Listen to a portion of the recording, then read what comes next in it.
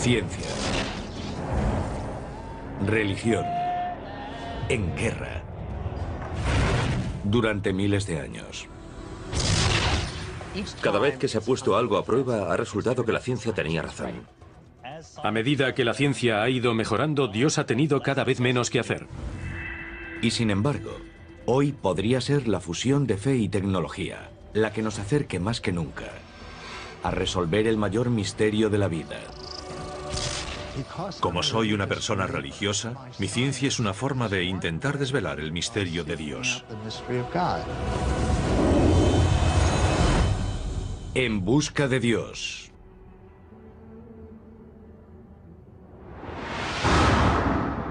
Durante siglos, la Iglesia Católica ha librado una guerra contra la ciencia, en la creencia de que su misma existencia podría minar los principios más sagrados de la fe.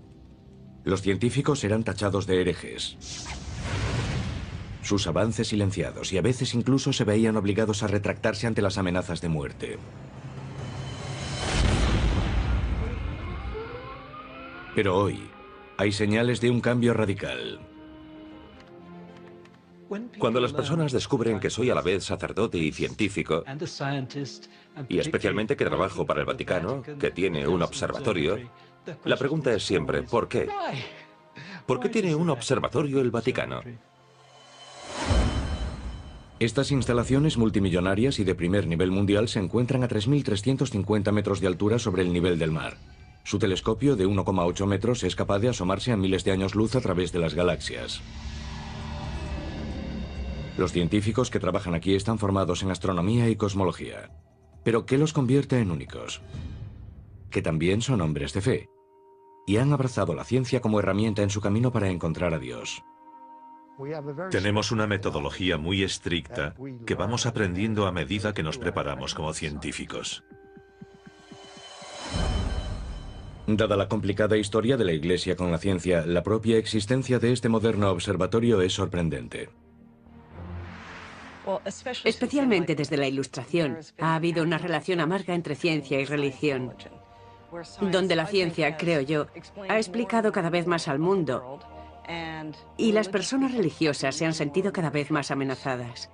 El núcleo de la amenaza para los creyentes es que la ciencia descarte tanto a Dios que Dios acabe por no existir. Y con ello se irá toda una visión de la vida, toda una visión del mundo. Durante buena parte del último milenio, cuestionar las explicaciones que ofrece la Biblia de los fenómenos naturales era peligroso.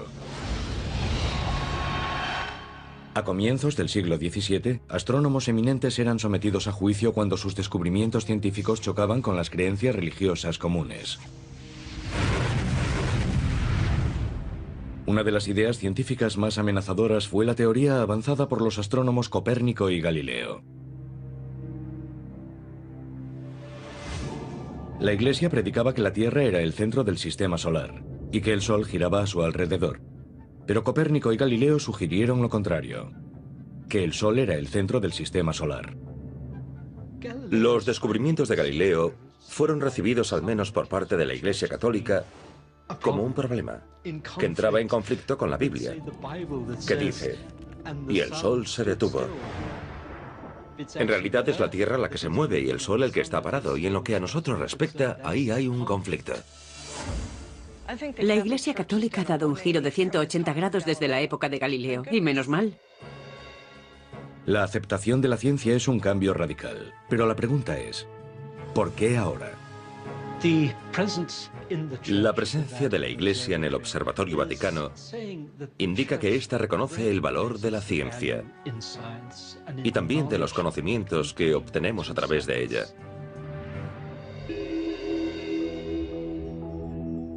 Aunque la mayor parte de la ciencia mira hacia las estrellas en busca de respuestas a lo desconocido, estos hombres buscan algo mucho más concreto. Pruebas de la existencia de Dios.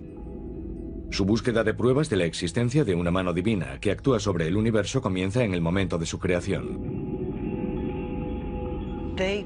Fundamentalmente, creen que a medida que exploren el universo y vuelvan al Big Bang, llegarán a la pregunta de qué había antes del Big Bang. Si hubo un Big Bang, tuvo que haber alguien que lo provocase. El universo en sí nació tras una explosión. De ella emergió una energía que se transformó en materia. El Vaticano está de acuerdo con la explicación científica consensuada, que tras el Big Bang, la interacción de átomos de hidrógeno, impulsada por la gravedad, formó estrellas, galaxias y el universo tal y como lo conocemos.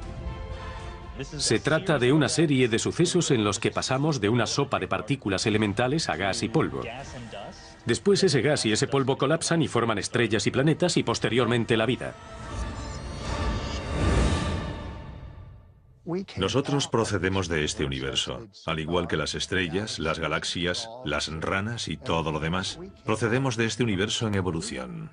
Esa es la mejor explicación científica para nuestra existencia. ¿Y esto ocurrió por casualidad o por necesidad? Mientras la religión defiende la necesidad de Dios en la creación de todas las cosas, la ciencia no. No vemos obstáculo alguno para imaginar el Big Bang como algo que ocurrió sin más. No hay ninguna razón cosmológica en absoluto para pensar que alguna influencia externa tuvo que crear el Big Bang. A Stephen Hawking le gusta decir que preguntarse qué había antes del Big Bang es como preguntarse qué hay al norte del Polo Norte. La pregunta no tiene sentido. Hawking recientemente ha suscitado la polémica afirmando, dado que existe una ley como la de la gravedad, el universo puede y se creará a partir de la nada.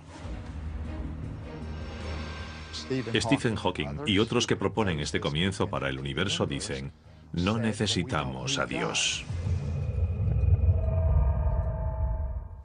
Eso es absurdo. Este debate marca la línea divisoria entre la corriente principal de la ciencia y la ciencia de la fe. La Iglesia ya no rechaza los descubrimientos científicos. Por el contrario, muchos, como el padre Cohen, creen en un modelo que incorpora tanto a la ciencia como a Dios. Se conoce como la teoría del universo afinado. Sostiene que las condiciones exactas requeridas para la creación de la vida son tan precisas que no podrían haber surgido al azar. Para estos hombres, el modelo del universo afinado es el anteproyecto para la creación de todo. Y Dios es el arquitecto. Si cada una de esas constantes no tuviesen el valor que hemos medido, digamos en 1/1000.000 parte, no estaríamos aquí. Esa es la noción del universo afinado. Las cosas fueron calibradas. Es como en el cuento de Ricitos de Oro, ni demasiado caliente ni demasiado frío. Y tenemos un universo en el que la gente es inteligente y se hace las grandes preguntas. No se puede demostrar la existencia de Dios a partir de eso, pero desde luego lo sugiere como creador. Si la teoría del universo afinado es correcta, entonces Dios creó el universo en general, pero dejó los detalles a la naturaleza. Lo peor que podríamos hacer es decir inmediatamente que Dios lo hizo. No está todo predeterminado. Él hizo un universo con carácter indeterminado, desde lo más pequeño hasta lo más grande.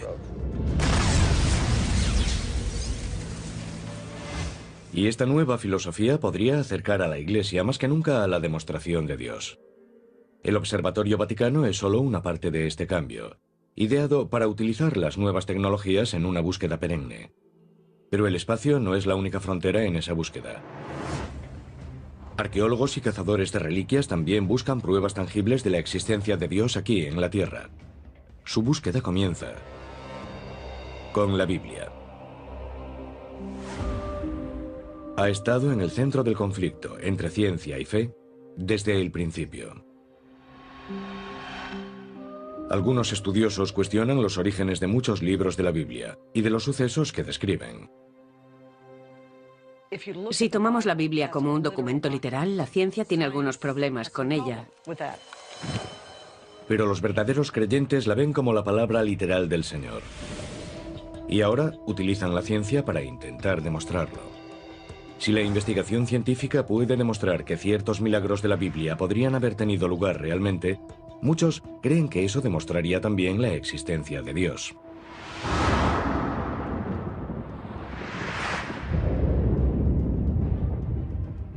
En el norte de Etiopía, un hombre sigue la pista del mayor descubrimiento de la historia. Yo antes era agente de policía e investigaba crímenes. Ahora utilizo mis conocimientos para intentar resolver misterios antiguos de la Biblia. Hoy iniciaremos un viaje muy emocionante para resolver posiblemente uno de los mayores misterios de todos los tiempos. Su misión: encontrar el arca perdida de la Alianza. Un cofre misterioso, fabricado para guardar las tablas en las que se escribieron los 10 mandamientos. Para muchos, el arca es poco más que una leyenda. Pero los fieles creen que revelará una prueba material de la existencia de Dios.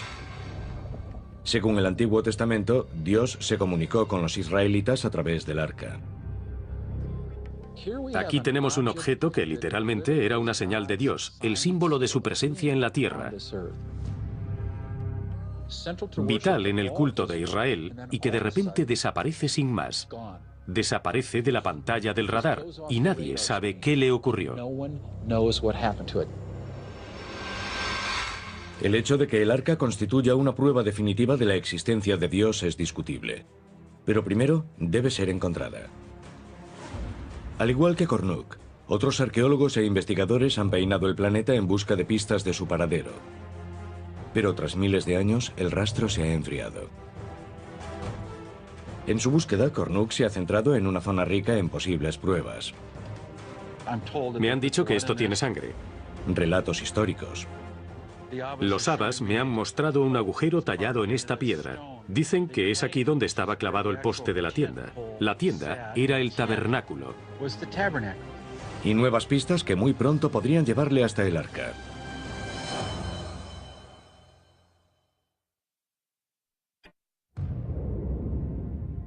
Durante siglos, el ser humano ha mirado hacia los cielos. Primero como señal de fe. Y después en reflexión científica. Ahora, la convergencia de estas dos doctrinas opuestas podría tener la clave para resolver el mayor misterio de la vida: la existencia de Dios. Bob Kornuk está en la avanzadilla de esta búsqueda de pruebas tangibles. Va tras el Arca de la Alianza. Uno de los objetos más importantes del Antiguo Testamento. Se cree que el arca contiene el todopoderoso poder de Dios. El hallazgo podría cambiar tanto la ciencia como la religión. Pero lleva perdida miles de años. Buscamos el Arca de la Alianza. Este objeto, vital en el culto de Israel, desaparece de la pantalla del radar. Está ahí. Un minuto y entonces desaparece, como en una nube de humo. Kornuk ha estudiado la historia del arca en busca de pistas vitales. Las instrucciones para construir el arca fueron entregadas por Dios a Moisés, como si fuesen un plano. Se cree que el arca es lo bastante grande para contener las tablas de piedra de los 10 mandamientos. Mide 1,10 de largo, 75 centímetros de ancho y otros 75 centímetros de alto, forrada por dentro y por fuera con oro. Sobre el arca había 2 ángeles dorados. Dicen que tanto el poder como la ira de Dios se encuentran dentro de la propia arca. Solo los sacerdotes más devotos podían acercarse a ella. Si no rezabas como era debido ante el arca, te mataba. Podía arrasar ciudades, podía derribar murallas, detener ríos. En el año 960 a.C., el arca fue colocada en el interior del primer templo de Salomón, en Jerusalén. Esta referencia en el Libro de los Reyes es la última mención que se hace al arca en la Biblia. No hay nadie en la Biblia que diga después, oh, y el arca fue robada o destruida. Deja de existir sin más. Los estudiosos bíblicos difieren en dónde y cuándo desapareció el arca. Existen varias teorías. Para Kornuk, la pista más prometedora apareció durante una investigación iniciada en la década de 1980 por Graham Hancock, corresponsal de The Economist. Hancock teorizó que el arca había sido rescatada del templo de Salomón durante el reinado de un rey pagano. Esa persona es Manasés, un rey malvado, maníaco, loco, que colocó ídolos paganos dentro del templo. Esta profanación del templo habría impulsado a los sacerdotes devotos que guardaban el arca a protegerla por todos los medios necesarios, incluso retirándola de su sagrado lugar de descanso. El arca habría sido retirada por los sacerdotes levíticos leales, que sin duda rechazaban todo lo que se estaba haciendo y que contaminaba el templo. Cornuck cree que la vía de escape más probable para salir de Jerusalén habría sido hacia el oeste, hacia Egipto, y después el descenso por el río Nilo. La siguiente pista que apoya su teoría podría encontrarse en estas rocas de la pequeña isla elefantina. Su hipótesis se basa en la existencia, en este lugar, de las ruinas de un antiguo santuario, construido siguiendo las especificaciones exactas del Templo de Salomón, el hogar original del arca. Los habitantes de la zona creen que fue construido como refugio provisional, pero el arca no estaría a salvo allí durante mucho tiempo. Los arqueólogos afirman que se produjo un enorme conflicto en la isla elefantina. Los historiadores describen una revuelta de los egipcios vecinos que puso al arca en peligro. Cornuck cree que el motivo del ataque podría proporcionar una pista sobre lo que le ocurrió al arca. Dicen que el arca era tan poderosa que exigía un sacrificio de sangre para ser contemplada. Según la ley judía, esto está prohibido en todas partes, salvo en presencia del arca. Los judíos habrían sacrificado un cordero, y los egipcios adoraban al cordero. Eso supuso un conflicto y la destrucción del templo. Cornuck especula que, en plena batalla, el arca fue trasladada para ponerla a salvo. La pregunta es, ¿a dónde?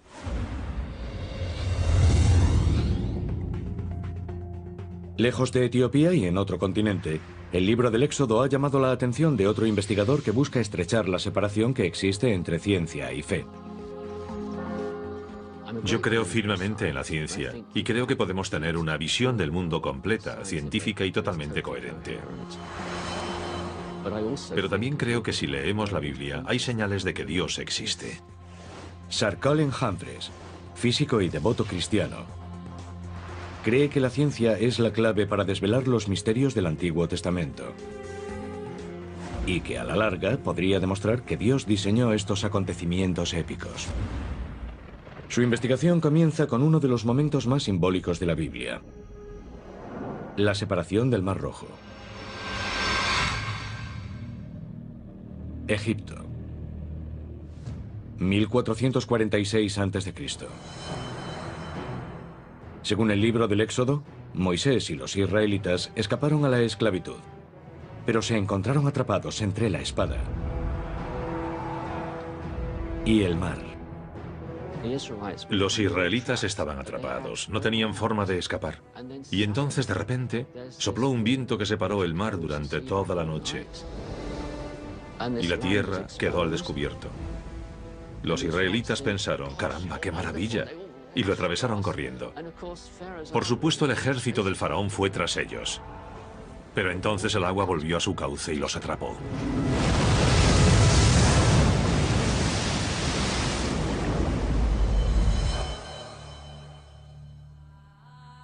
Para los creyentes, ese pasadizo de hace 3000 años es una prueba de la actuación de Dios.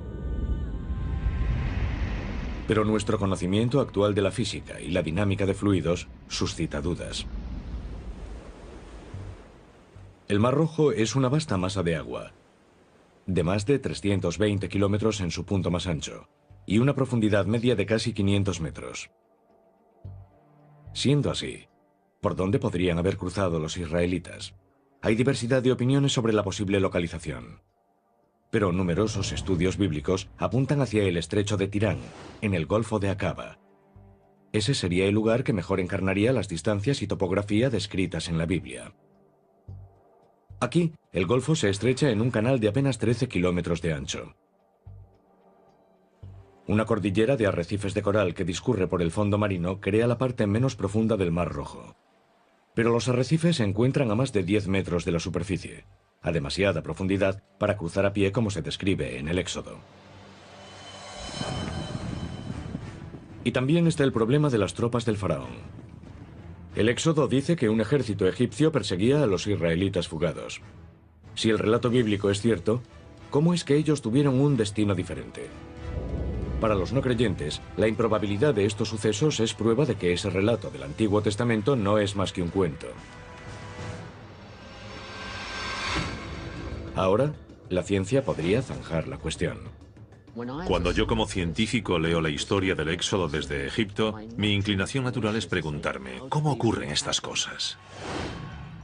La explicación podría ser un sencillo principio físico que puede ser observado en un vaso de agua normal y corriente.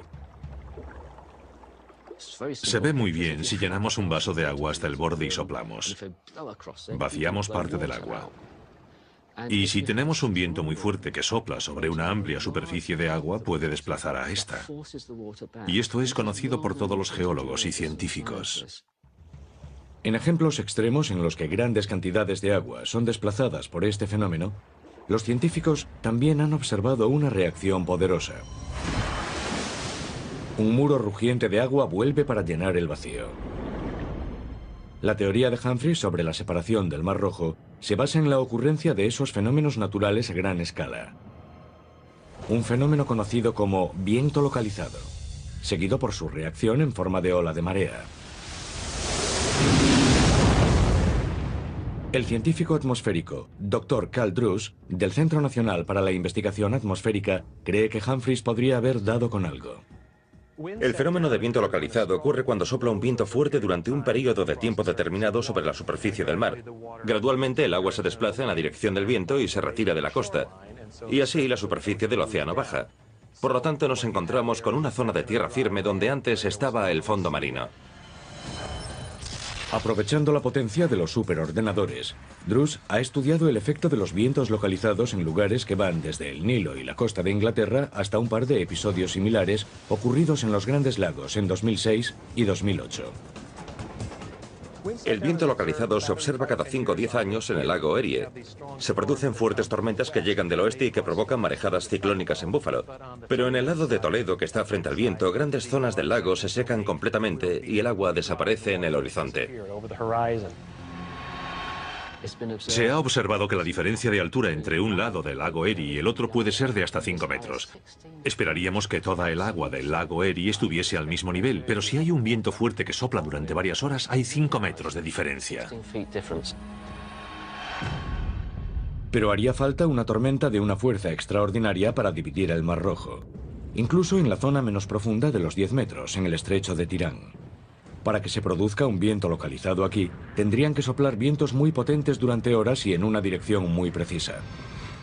Para que el viento localizado sea apreciable y haga retroceder el agua de manera perceptible, necesitamos una larga masa de agua. Humphreys acude a las pruebas bíblicas en busca de pistas sobre la tormenta. El relato del Éxodo describe un fuerte viento procedente del noroeste y que sopla durante toda la noche.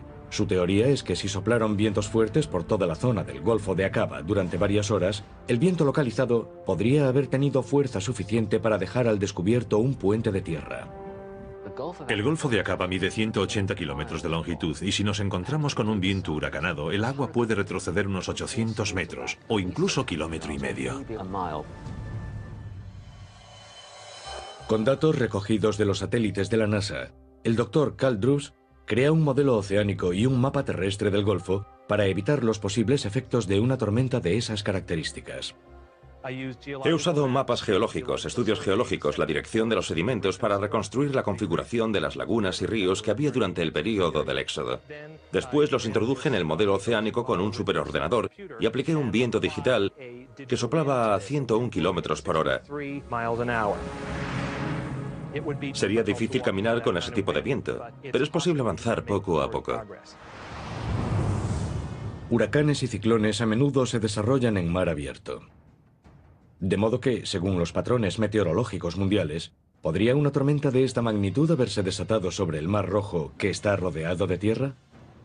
Un estudio oceanográfico de la Universidad Estatal de Florida calculó que una tormenta de ese tipo podría afectar a esta región una vez cada 2.400 años.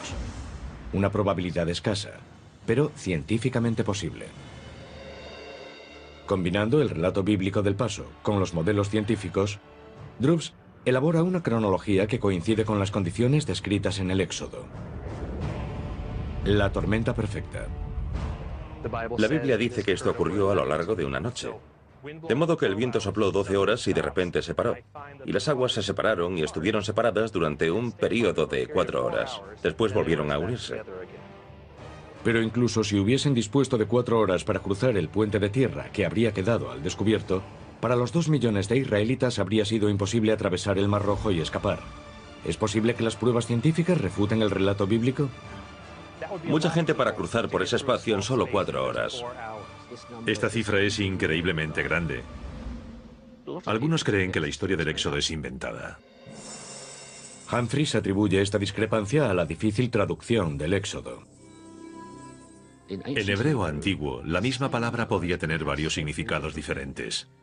Y la palabra que se utiliza para decir miles en el libro del Éxodo es una palabra hebrea llamada Aleph, pero que también puede significar un grupo o una tropa. Por la literatura egipcia sabemos que una tropa en el ejército egipcio eran solo 10 hombres. De modo que cuando tenemos en cuenta esa traducción y sumamos, no acabamos con 650.000 hombres de más de 20, acabamos con 5.000 hombres de más de 20. Y si sumamos mujeres y niños, nos encontramos con 20.000 personas, algo mucho más manejable. Si el nuevo cálculo de Humphreys es correcto, reforzaría la teoría de que el milagro del Mar Rojo sí ocurrió realmente. Humphreys calcula que un grupo de este tamaño podría haber cruzado un tramo de 13 kilómetros en 4 horas. Así pues, todo encaja. Y la operación matemática, que es complicada, de repente se simplifica y se convierte en algo tan elegante que habría que decir que es la solución correcta. Es un descubrimiento emocionante. Modelos informáticos avanzados podrían validar también un último elemento del milagro del Mar Rojo. Al reducir el tiempo invertido para cruzar el mar a tan solo 4 horas, la ciencia explica cómo los israelitas podrían haber escapado hacia la libertad. Y también cómo habrían encontrado su final los egipcios. En una de las mayores matanzas recogidas por la Biblia.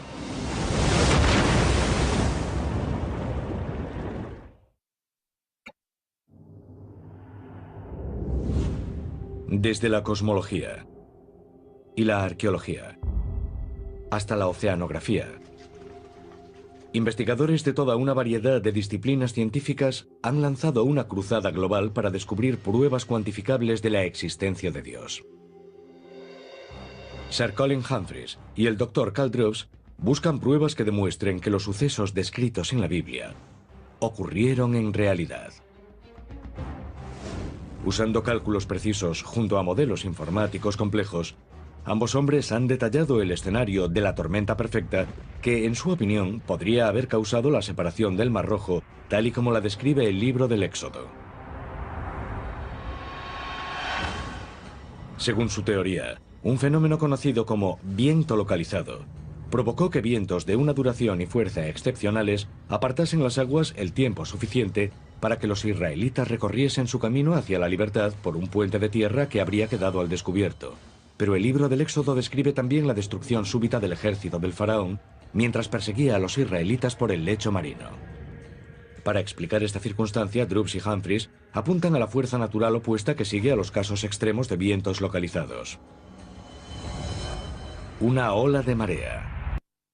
El término define el fenómeno en el que una marea devuelve el agua desplazada con tanta fuerza que forma una ola gigante de enorme potencia. En cuanto el viento cesa, de repente el agua vuelve y nos encontramos con enormes muros de agua revuelta y atronadora. Eso aplastará a todo aquel que se encuentre en el pasadizo. Los cálculos de Drews revelan que un viento localizado, lo bastante potente como para separar el Mar Rojo, habría desencadenado una ola de marea de una magnitud demoledora. Cuando leí por primera vez la historia, lo primero que pensé fue que si vieron venir el agua, ¿por qué no salieron corriendo? Pero lo que la matemática demuestra es que si tenemos agua que ha sido desplazada por un viento localizado y ese viento de repente cesa, el agua vuelve como ola de marea. No vuelve gradualmente, vuelve de manera repentina. Y eso es lo que dice el libro del Éxodo, que Moisés extendió su mano sobre las aguas y que el viento dejó de soplar.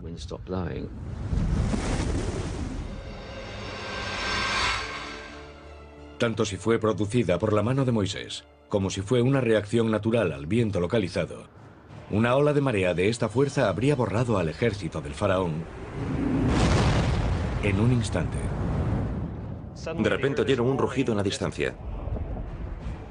Miraron hacia arriba y se encontraron con una especie de montaña de agua que venía hacia ellos desde los lados y de atrás. Los arrastra de vuelta al mar.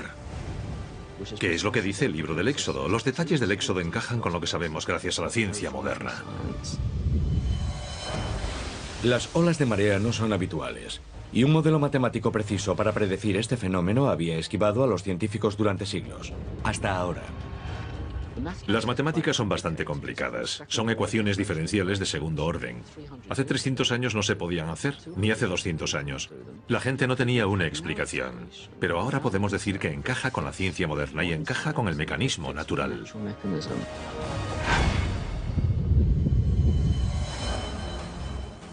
Solo con la llegada de los superordenadores han sido posibles las predicciones de dinámica de fluidos de esta complejidad. La tecnología está abriendo una nueva frontera en la búsqueda de Dios. Pero aunque estos fenómenos naturales ofrecen una explicación científica para los sucesos descritos en el Éxodo, eso por sí solo no demuestra la existencia de Dios. Pudiera ser que Moisés hubiese tenido mucha suerte. Pudiera ser que fuese un meteorólogo excelente. Está claro por qué le llamamos un milagro. Y es por el momento en que ocurrió. Porque si no, los habría masacrado. Es un fenómeno muy improbable como para que ocurra en una noche tan concreta, justo cuando lo necesitas. Si Moisés tuvo tanta suerte, todos deberíamos apostar por él. Creo que la sincronización demuestra que Dios actuó. Tanto Druze como Humphreys están de acuerdo en que la existencia de Dios no está en los sucesos naturales en sí mismos, sino en su milagrosa sincronización. En definitiva, a la ciencia le resulta imposible explicar cómo una tormenta que se produce una vez en la vida tuvo lugar en el sitio y momento correctos para rescatar a los israelitas. Yo creo que la ciencia contesta a las preguntas del cómo. ¿Cómo ocurrió esto? La religión contesta a las preguntas del por qué. Algunas personas creen que si puedes explicar un milagro ya lo estás descartando como tal. Pero yo no lo creo así. Deberíamos esperar que Dios actuase dentro del universo y dentro de las reglas que Él ha creado para ese universo. Por eso para mí eso no excluye a la fe para nada. De hecho hay un salmo que dice que cuando Dios hizo volver al Mar Rojo, no dejó su huella en el agua para nada. Así que Dios obviamente no era visible. Aunque su trabajo ha estrechado la separación entre la ciencia y lo divino, estos científicos reconocen que, por el momento, todavía es necesaria la fe para salvar las últimas distancias. Los científicos deberían ser humildes y darse cuenta de que la ciencia no puede llegar a lo sobrenatural, solo estudiamos lo natural. Así que yo estudio los movimientos del viento y del agua. Según la Biblia, Dios envió el viento en el momento justo y le dijo a Moisés que estuviese allí.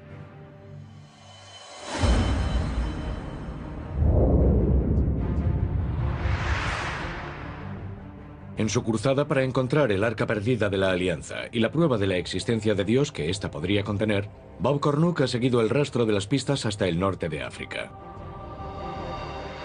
Si el arca abandonar su lugar de descanso durante 3 siglos en la isla Elefantina, Cornuke cree que la ruta más probable hacia la seguridad habría sido directamente Nilo abajo hacia Etiopía.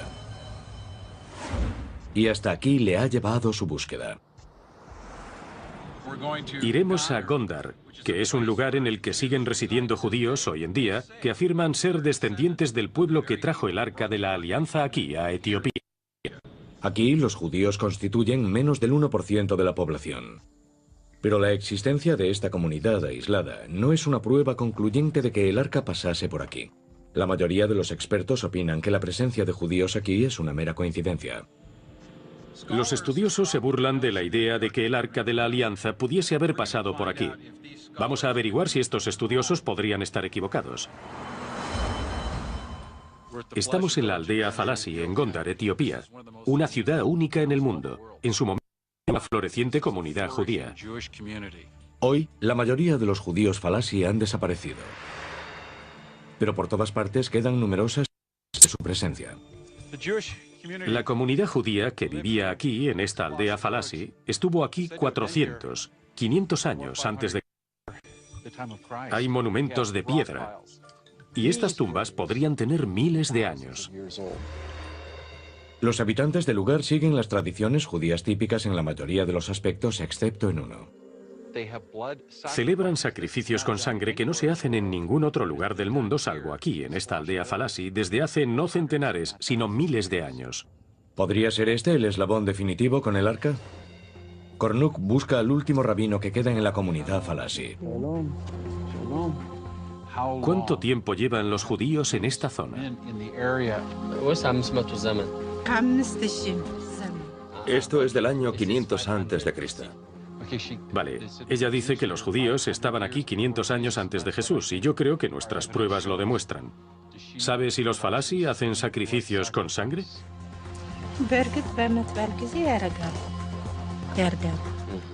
Sí, los hacían. Hacían sacrificios con sangre cuando estaban aquí los judíos etíopes. Este ritual con sangre apunta al arca.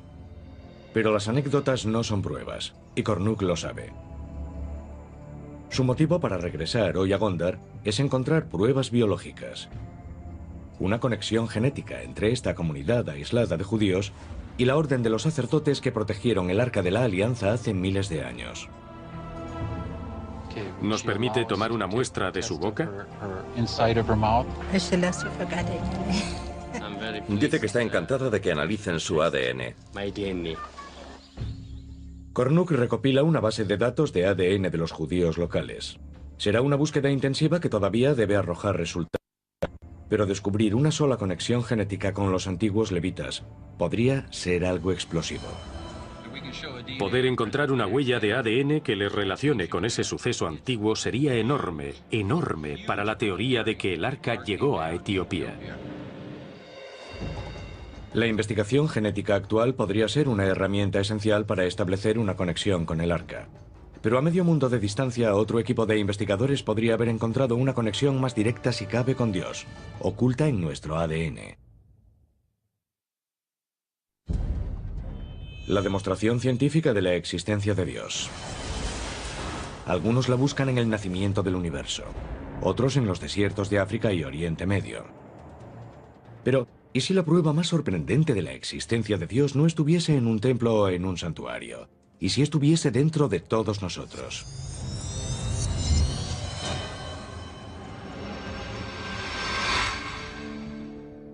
Investigaciones genéticas recientes han suscitado un debate explosivo, explorando si tal vez estemos construidos para creer en Dios. El famoso biólogo molecular Dr. Dean Heimer ha descubierto lo que él denomina el gen de Dios. Prueba de que la creencia en Dios, o incluso el mismísimo Dios en persona, está codificado en nuestro ADN. Los científicos intentan refutar a Dios desde hace mucho tiempo, pero no lo han conseguido, y no hay señal de que vayan a conseguirlo en el futuro. De modo que hay algo en lo más profundo de nuestros cerebros relativo a la forma en que la espiritualidad afecta a nuestra conciencia. Y por lo tanto nos parecía razonable hacernos la pregunta de si habría una base genética para ese rasgo. El Dr. Heimer se encontró con el tema por accidente. Yo estaba estudiando el papel de los genes en otros rasgos de la personalidad y en la orientación sexual, que como sabemos tiene un componente biológico. Y resulta que estaba usando un cuestionario sobre personalidad que incluía un apartado denominado autotrascendencia.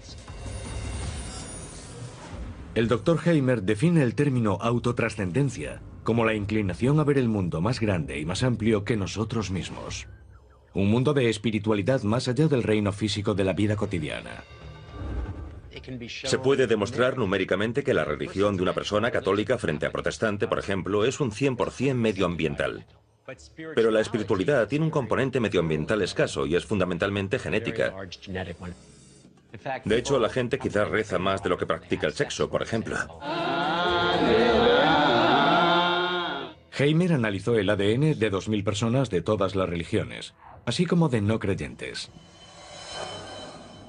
Seleccionamos un grupo de genes y buscamos cualquier cosa que tuviese una correlación consecuente con un nivel de autotrascendencia. Tras varias rondas de análisis, el equipo de Heimer identificó un tipo de gen particular relacionado aparentemente con una sensación de espiritualidad fuerte. Ese gen es el denominado VMAT2, siglas de transportador vesicular de monoaminas. Para simplificar las cosas, le hemos llamado el gen de Dios. Creemos que es algo que tiene que ver con la capacidad o susceptibilidad de una persona a creer en conceptos como el de Dios. ¿Es esto una prueba de que Dios está incorporado en nuestro código genético? Un elemento interesante de la espiritualidad es que se trata de un rasgo independiente de la personalidad. Es diferente de la ansiedad, es diferente de todo lo demás que hemos medido y tiene un componente emocional muy fuerte que hace que la gente crea en las cosas más descabelladas o en las más importantes, dependiendo de nuestro punto de vista. Por eso tenemos cruzados, por eso tenemos todas las grandes actividades de la Iglesia, y todas las terribles, las horrorosas también.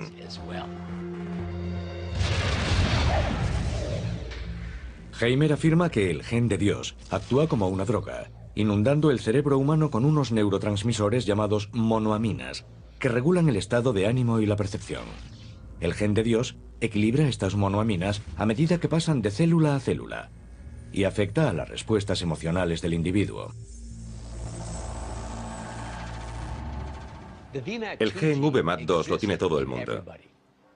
Del mismo modo que todos tenemos el gen del color del pelo.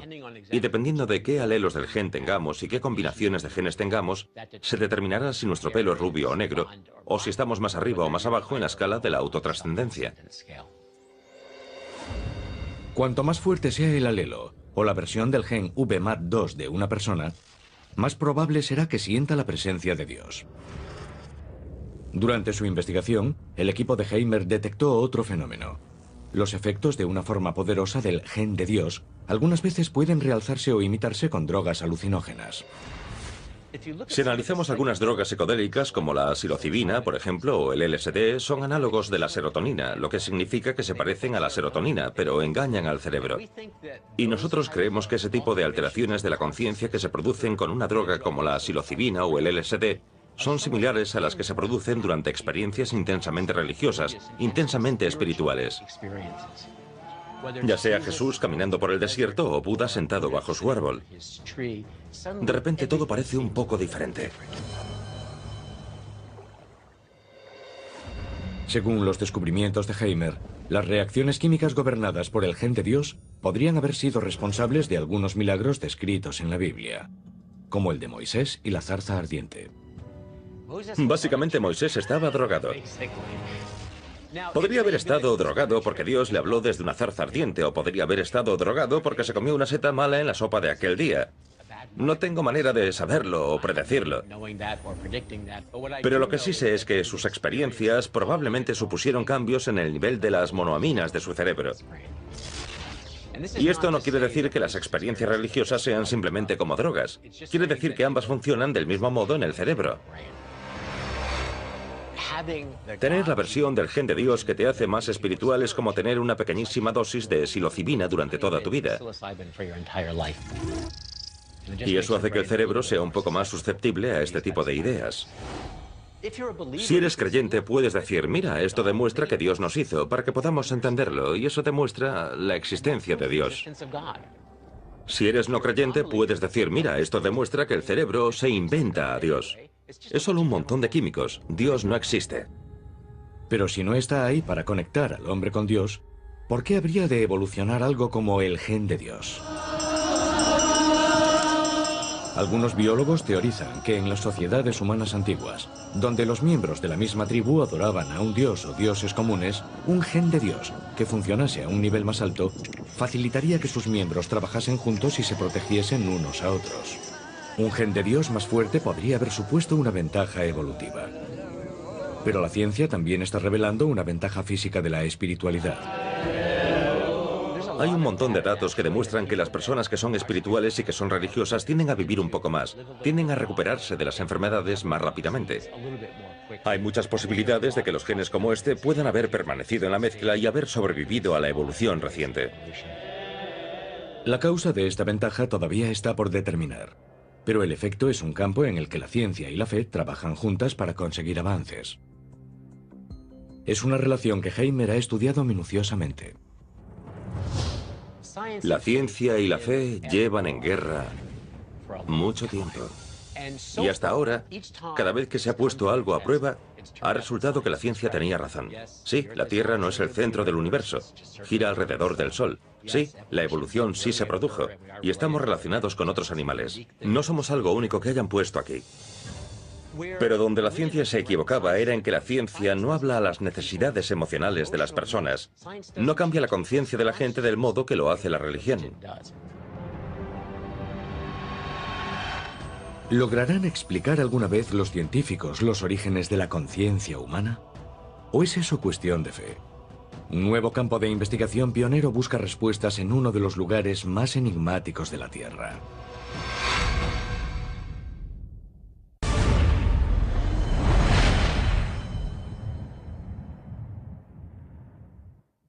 Tal y como lo conocemos. Se trata de una serie de sucesos en los que pasamos de una sopa de partículas elementales a gas y polvo. Después ese gas y ese polvo colapsan y forman estrellas y planetas y posteriormente la vida. Nosotros procedemos de este universo, al igual que las estrellas, las galaxias, las ranas y todo lo demás. Procedemos de este universo en evolución. Esa es la mejor explicación científica para nuestra existencia. ¿Y esto ocurrió por casualidad o por necesidad?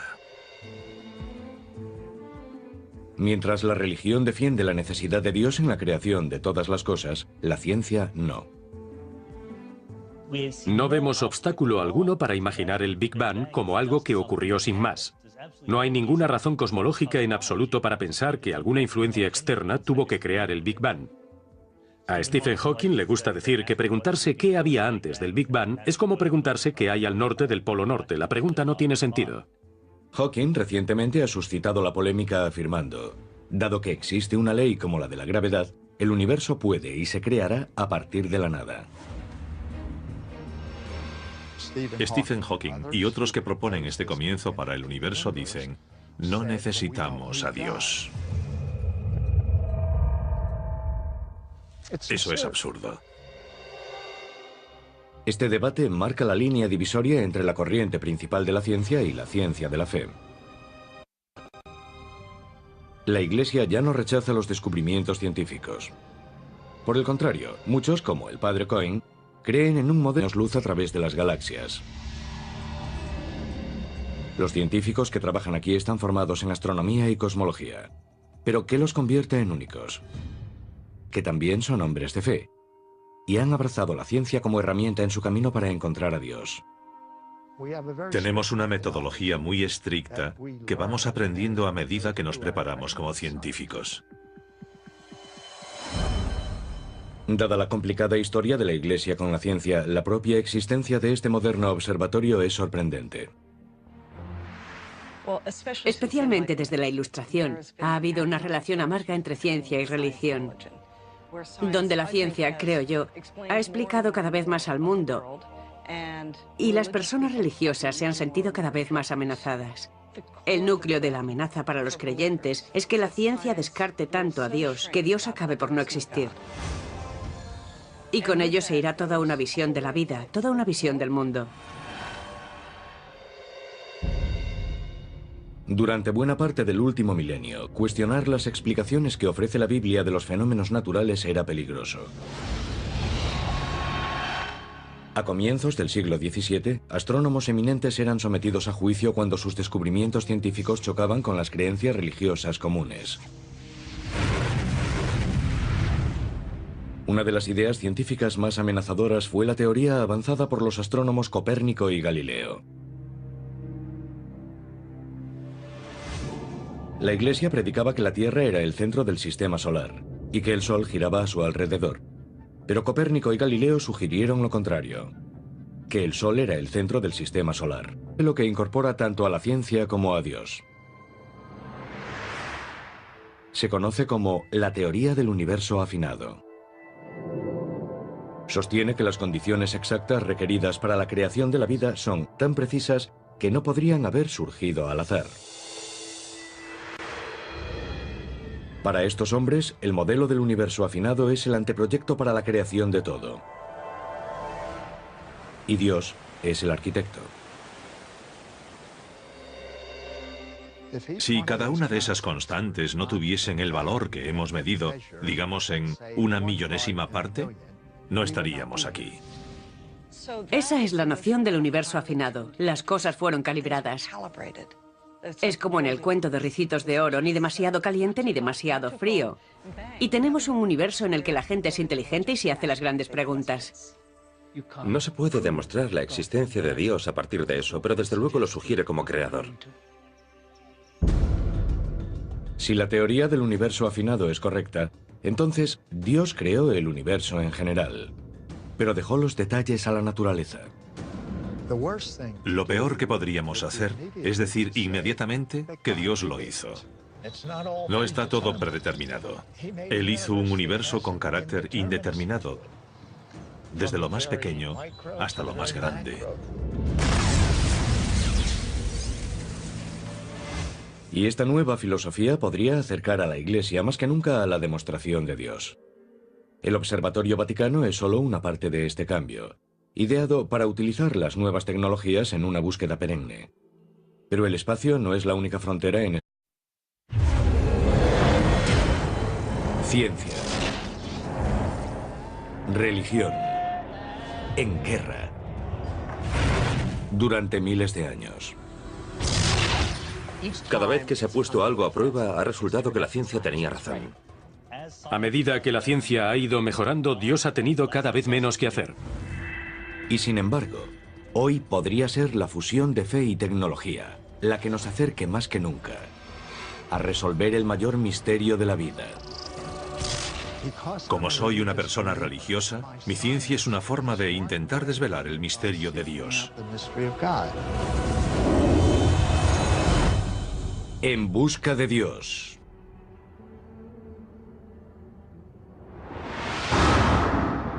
Durante siglos, la Iglesia Católica ha librado una guerra contra la ciencia, en la creencia de que su misma existencia podría minar los principios más sagrados de la fe. Los científicos eran tachados de herejes, sus avances silenciados, y a veces incluso se veían obligados a retractarse ante las amenazas de muerte. Pero hoy hay señales de un cambio radical. Cuando las personas descubren que soy a la vez sacerdote y científico, y especialmente que trabajo para el Vaticano, que tiene un observatorio, la pregunta es siempre, ¿por qué? ¿Por qué tiene un observatorio el Vaticano? Estas instalaciones multimillonarias y de primer nivel mundial se encuentran a 3.350 metros de altura sobre el nivel del mar. Su telescopio de 1,8 metros es capaz de asomarse a miles de años. Los descubrimientos de Galileo fueron recibidos al menos por parte de la Iglesia Católica como un problema que entraba en conflicto con la Biblia, que dice, y el sol se detuvo. En realidad es la Tierra la que se mueve y el sol el que está parado, y en lo que a nosotros respecta, ahí hay un conflicto. La Iglesia Católica ha dado un giro de 180 grados desde la época de Galileo, y menos mal. La aceptación de la ciencia es un cambio radical, pero la pregunta es, ¿por qué ahora? La presencia de la Iglesia en el Observatorio Vaticano indica que ésta reconoce el valor de la ciencia y también de los conocimientos que obtenemos a través de ella.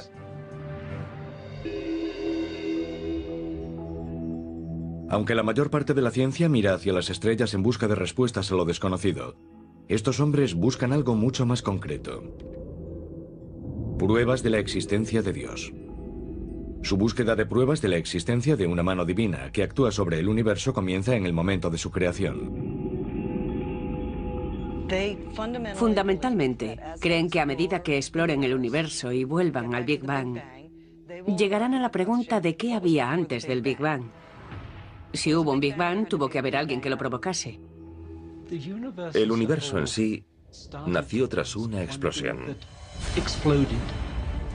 De ella emergió una energía que se transformó en materia. El Vaticano está de acuerdo con la explicación científica consensuada, que tras el Big Bang, la interacción de átomos de hidrógeno, impulsada por la gravedad, formó estrellas, galaxias y el universo.